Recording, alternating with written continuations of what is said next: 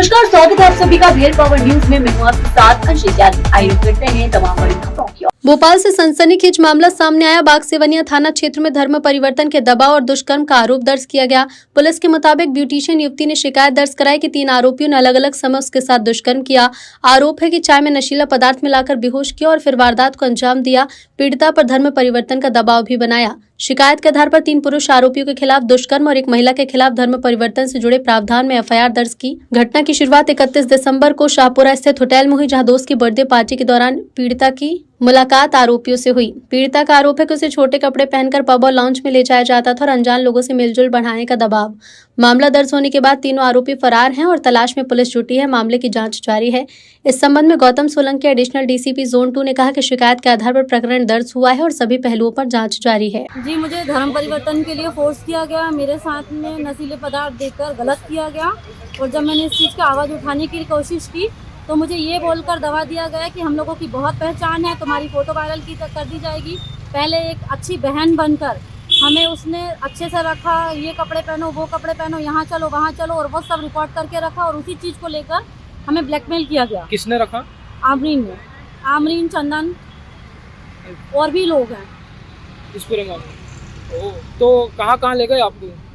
जी, ये तो भोपाल में नारायण नगर और आसिमा मॉल के पास में सागर रॉयल विलास में, वहाँ तो वो रहती थी, वहाँ हम काम करते थे। उसके बाद अब्बास नगर जो उनका घर है, वहाँ भी उनके कुछ लोग हैं जो उनके भाई लोग हैं, वो भी कुछ गलत व्यवहार करते थे।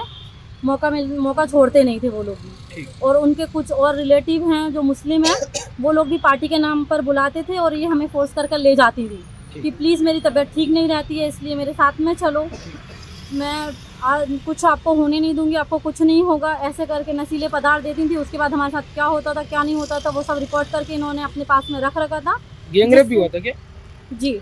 और बाहर भी लेके गए थे क्या? Out of state? कहीं आउट ऑफ स्टेट भी ले गए थे। ये कहाँ? अहमदाबाद।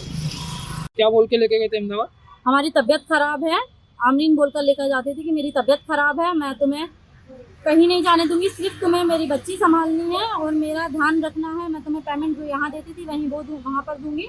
और वहाँ पर तो ये कई ऑफिसों में लेकर गई हैं जहाँ इन्होंने गलती से चाय गिरा दी है, कहीं कुछ गिरा दिया है। वहाँ ऐसे कपड़े दिए गए हमें पहनने के लिए कि ऐसे छोटे छोटे कपड़े कि अभी तुम पहन लो, तुम्हारे कपड़े अभी आधे घंटे में सूख कर आ जाएंगे जब तक तुम बैठो।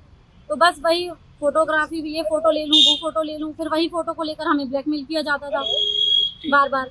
और यहाँ भी काफ़ी लोगों को इन्होंने हमारी फ़ोटो सेंड की है, वहाँ भी काफ़ी लोगों को इन्होंने हमारी फ़ोटो सेंड की है और बहुत ही बुरा व्यवहार हुआ है सर हमारे। क्या आपको क्या बोल के बुलाया गया था? क्या काम? मुझसे भी यही बोला था कि किसने बुलाया था? आपसे क्या बोला था? मुझे संजना ले गई थी उसके घर, उसके बाद से मुझे पता नहीं था कुछ। और थोड़े दिन रुकने के बाद यहाँ पर मेरे साथ गलत हुआ अब्बास नगर में और ये सागर रोल विलास में। उसके बाद काफ़ी टाइम हो गया कि अमरीन बोलती है कि मेरी तबीयत वगैरह ठीक नहीं रहती है, तो हम चलते हैं, साथ में चल लो मेरे, ये बोलकर मुझे अहमदाबाद लेके गई। और अहमदाबाद ले जाने के बाद जहाँ वो रहती थी वहाँ पर उनका कोई यासी नाम का है, उन्होंने मेरे साथ गलत किया। उसके बाद कई जगह पे मुझे लेके जाती थी साथ में और छोड़ के वहाँ से भाग जाती थी। सेम मुझे भी वैसे ही कपड़े पहनाती थी कि ये कपड़े पहन लो, ये पहन लो। अनकम्फर्टेबल फील करती थी तो कहती थी कि फ़ोटो है, मैं खींच के दिखाती हूँ, ये बोलकर खींची उनकी फ़ोटो। अब मुझे वो ब्लैकमेल कर रही है। कितने लोग थे इसमें पूरे? इसमें 1-2 लड़कियाँ और हैं जो मतलब सेम उनके साथ भी यही हुआ है, वो आने से भी डर रही है। नहीं, और आरोपी कितने हैं इसमें? आरोपी अमरीन है, आफरीन है और चंदन यादव, यासिर और जमाल है। अभी पुलिस ने कितने लोग गिरफ्तार किया?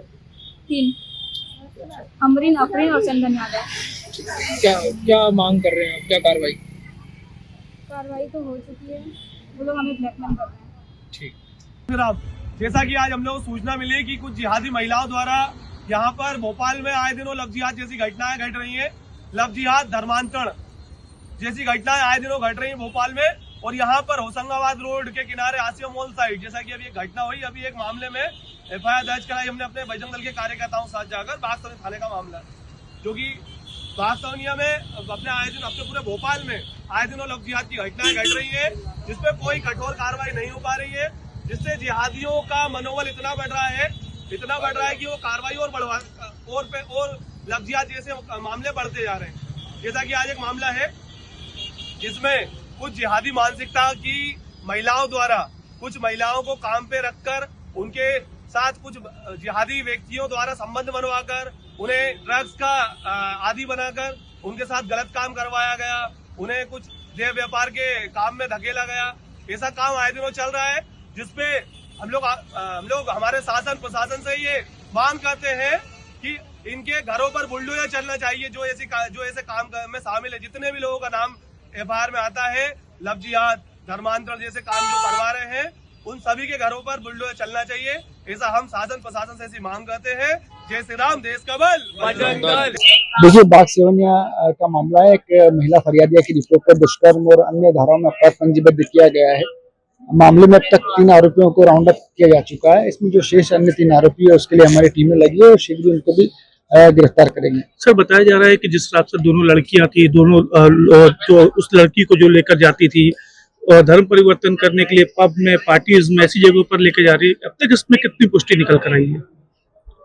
देखिए, इसमें अभी इसमें पूछताछ जारी है। जो आरोपी राउंड अप किए उनसे भी पूछताछ चल रही है। अभी तक ऐसे तथ्य निकल के सामने नहीं आए हैं कि पब में जाके धर्म परिवर्तन होता है और इसमें पूछताछ जारी है। महिला चूंकि साथ में काम करती थी, इन बातों को लेकर इनमें विवाद हुआ है और उन सारे तथ्यों को समाहित करते हुए इसमें इन्वेस्टिगेशन किया जा रहा है। सर, जो बहनें देह व्यापार का भी मामला सामने आ रहा है, क्या देह व्यापार करवाती थी क्या ये दोनों बहनें? अभी तक जो तथ्य निकल के सामने आया है कि दोनों ब्यूटिशियन का काम करती थी और जो अन्य इसमें आरोपी उनसे पूछताछ जारी है। पूछताछ के बाद ही इसमें अन्य और तथ्य निकल के आए। सर, बताया जा रहा है कि लड़कियों को बाहर भी भेजा था, महाराष्ट्र है, गुजरात है, ऐसी जगहों पर भी बच्चे उनको सप्लाई किया जाता था। इसमें सप्लाई की बात तो सामने नहीं आई है, लेकिन ये जरूर है कि इसमें ये बाहर काम करती थी और वहीं पर इनका कुछ आपसी विवाद भी हुआ है और उसी को लेकर फिर इसमें जो महिला पीड़िता है इनके बीच कुछ विवाद के उपरांत इसमें कार्रवाई की गई। कितनी गिरफ्तारी हुई? इसमें भी तो 3 लोगों को राउंड अप किया जा चुका है। जो अन्य शेष आरोपी हैं उनके लिए टीमें लगी हैं। 2 महिलाओं को जिनके नाम आ रहे थे उनकी गिरफ्तारी हो चुकी? दोनों की गिरफ्तारी हो चुकी है। सर, क्या और भी पीड़िताएं सामने आ रही हैं या इस एंगल पे भी जांच चल रही है? सभी जो सारे एंगल है, सभी एंगल से इसमें इन्वेस्टिगेशन किया जा रहा है। अभी तक 2 ही इसमें पीड़िता सामने आई हैं। सर, क्या मोबाइल के उनके फोरेंसिक जांच होगी क्या? उनके जो अभी तक मोबाइल में से कोई फैक्ट्स नहीं मिले हैं और उसको फोरेंसिक के लिए भेजा जा रहा है।